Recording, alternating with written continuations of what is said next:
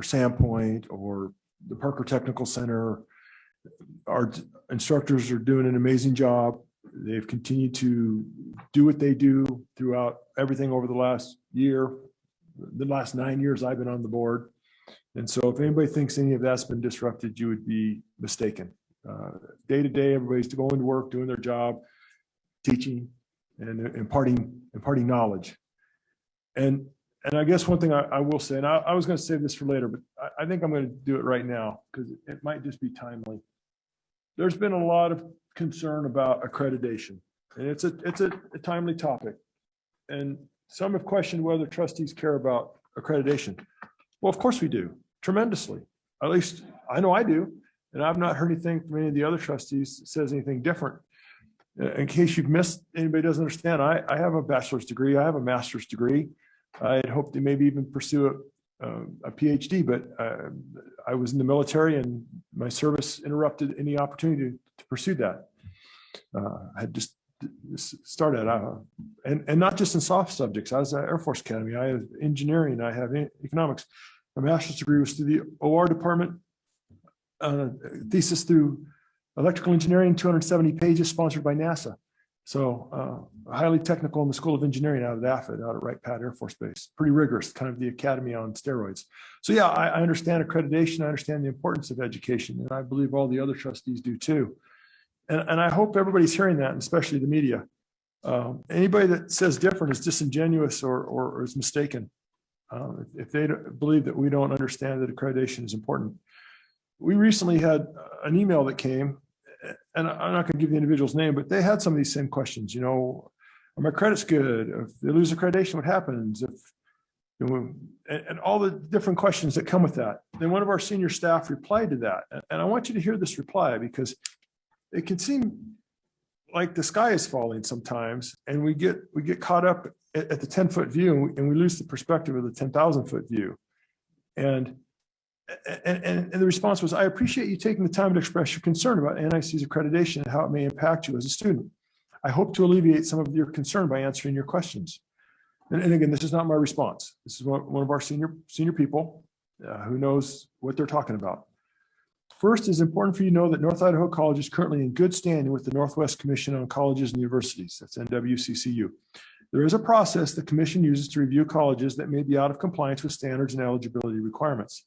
The commission provides the college an opportunity to take corrective action to remain in good standing. NIC is working to correct the current areas of concern. It would likely take 2 to 3 years for the college to lose accreditation if NIC does not correct the areas of concern. If you graduate or transfer from NIC while it is still in good standing, your credits will transfer to a four-year college or university. There currently is no reason to consider tuition reimbursement. NIC remains a quality institution of higher education. I firmly believe the education you are receiving at NIC will serve you for the rest of your life. I hope this information has been helpful to you. If you have additional questions, please don't hesitate to contact us. And then there was the article by Greg Mason the other day, and it was talking to Dr. Ramswamy, I believe it's pronounced. I hope I don't get that wrong.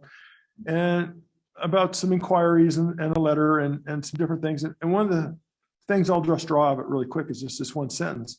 He says, revocation of institutions accreditation, if it were to occur, is an outcome based on a very detailed process that could take a few years, Ramswamy said.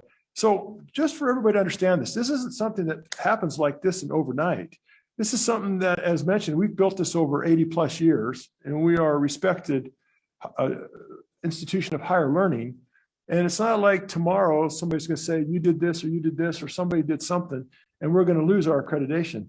In fact, I would be willing to bet a pretty good dinner that these folks are going to work with us in every way possible, as long as it takes to do whatever it takes for us to maintain our accreditation.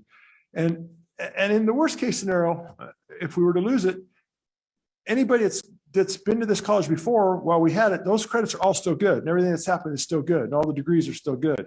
So even if somehow that happened, which I think is an infinitesimal possibility, everybody still is fine up to that point. And again, I don't think that's even have enough of a probability to even consider as an option. So I think we're going to be fine. We've got a new president with a lot of energy, and I'm excited to see how he leads this college. We've got a strong leadership. We're making some transition there, but we've got a lot of good people in the bullpen. We're a strong team. So I just want to put everybody at ease. All these concerns about accreditation, I hope the media is writing this down. We are not going to lose our accreditation tomorrow, next week, next month, or even next year. This is a process that takes 2 to 3 years, or in his point, a few years. And that's from the head of the accreditation folks. Okay. That doesn't mean we don't take this serious, because we do.